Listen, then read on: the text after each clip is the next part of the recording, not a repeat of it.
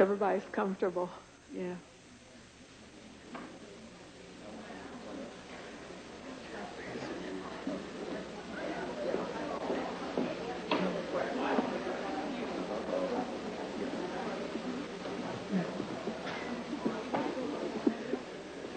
I'm going to try to watch the time because if most of you know Dr. Jeffries like I know Dr. Jeffries, we know he can go. And so if I start sending him little notes saying, 1 minute left or whatever, he may have to wrap up quickly. But we want to leave some time for questions and discussions at the end. The conference coordinators have asked me to remind you that immediately at the conclusion of this session, there will be a wind-up concluding session, and it will be held in this room. So we're lucky we just stay right here. I want to read the formal information about our guest panelists and then add 1 or 2 words of my own. Our guest panelist is Dr. Leonard Jeffries. He's chairman of the Department of African Studies at CUNY. His major areas of specialization are government and law, international relations and African studies, political science and African studies. As you will note from reading the program, he has a long list of professional achievements which far exceed those that are listed here, such as honors for his studies, honors for his service in the community, and various grants for research that recognize the quality of his scholasticism. I've had the pleasure of knowing Leonard over the years. Those of us who've been long in the struggle in black studies know each other relatively well because there haven't been that many of us. And one thing about the struggle is that we have had to reinforce each other. Perhaps in my own personal opinion, one of the most significant contributions that he has made has been to the research that has helped to present the truth about the history of the African contributions to civilization. This is a raging debate, as you have been reading in the newspapers. The new terms are political particularism, and many people have said that black scholars are simply validating their own egos and our own need to be important and things of that sort. One of the things that we need to understand is that we have been conditioned to think in terms of for me or against me. Because we are talking about the need to present correct information about the experiences of African people does not mean that we are trying to make enemies or to negate the culture of others. And I think it has been very, very abundantly unfair to Dr. Jeffries by those critics who have tried to label him and put him in that camp. He is about a curriculum of truth. And a curriculum of truth does not have to denigrate and put down anybody. But it does say that you must present our truth also. I want to personally thank you for what you've been doing. And many of us know that it is stony the road, and we're happy to welcome you here this afternoon.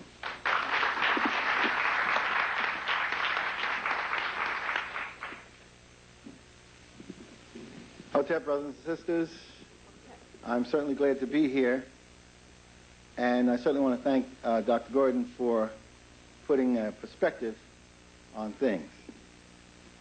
Last year I was here, and it was very good. I appreciated the opportunity to come because the storm around the curriculum was hot then. This has been going on now for almost 2 years, and it continues.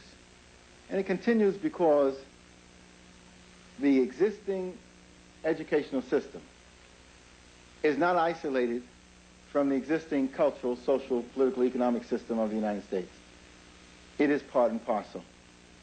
If the social, economic, political, and cultural system of the United States is racist, there's no way you can insulate and isolate the educational system. So racism in the educational system has to be dealt with. That's the number one item that has to be removed before we can have true education. So I think that if we see this enormous struggle against us, it is just another manifestation of racism and white supremacy. And we have to deal with it as that. It seems more vicious because you would think these are not Ku Klux Klan because they've got PhDs or other things behind their names. But they operate in much the same way. And as far as I'm concerned, they have the same VIP, values, interests, and principles. The values, interests, and principles of white supremacy. So I will proceed forthwith with the presentation. But those of you who are up here and over there are going to be at a disadvantage because if I do, one of my favorite things is say, let's go to the videotape.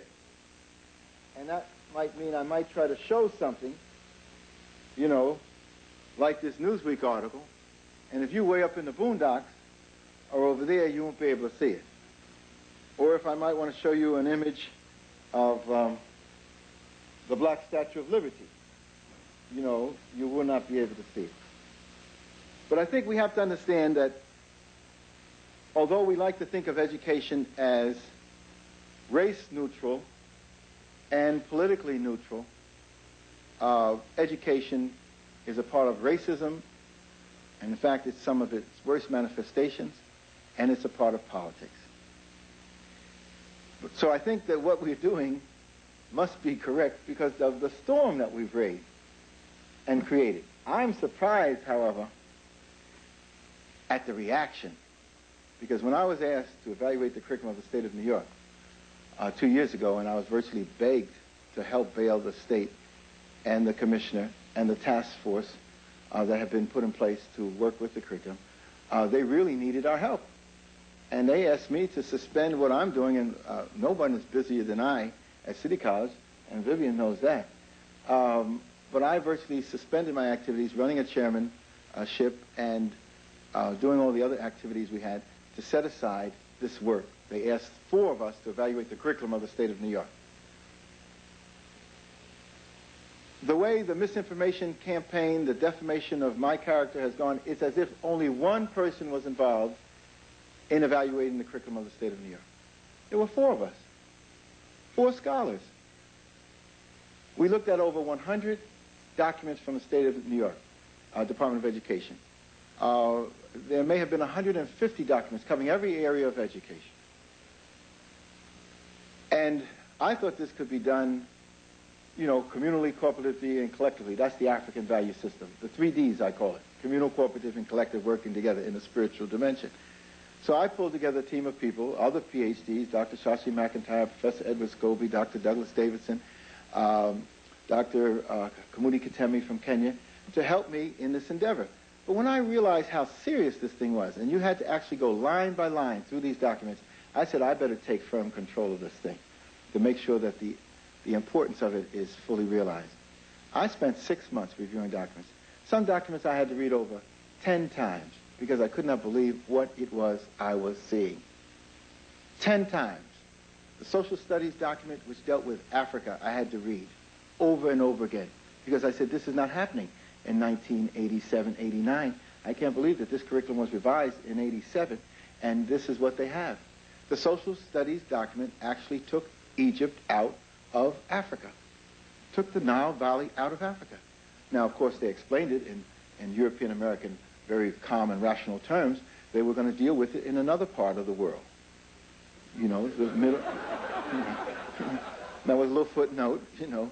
They were going to deal with Nile Valley in another part of the world. So that was supposed to be the Near East, Middle East, or whatever other part of the world they like to call that.